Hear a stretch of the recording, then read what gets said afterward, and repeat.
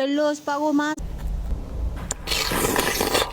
Hari ni kita nak buat ayam goreng lengkuas. Nampak macam Lepas tu kita masukkan pula ais. Bismillahirrahmanirrahim. Oh, cream free, chip free. Ini air apa ni, Kak? Ini coklat pure. Hey, what's up guys? So hari ni kita ada 5 menu air yang korang boleh buat untuk buka puasa hari. Ni, kalau duduk bilik sewa pun boleh masak sedap-sedap tau. Tak payah makan luar hari-hari. Hari ni kita nak buat roti goreng apa? Wow. Ya Allah, ujian betul bulan puasa ni. Bulan puasa ujian betul lah. Aku scroll TikTok macam-macam. Makanan je keluar. Biasa FYP benda lain tau. Bila bulan puasa, pagi-pagi ujian makanan. Dah sepi lah. Sama welcome to macam-macam lah.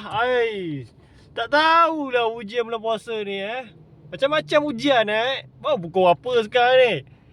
Baru pukul 10 lebih ni. Ujian betul. Selamat puasa korang Selamat puasa. Jangan geng pasti hitam pula ya. Yang mana nak support Sushi Bus, link di bio. Boleh tekan sekarang.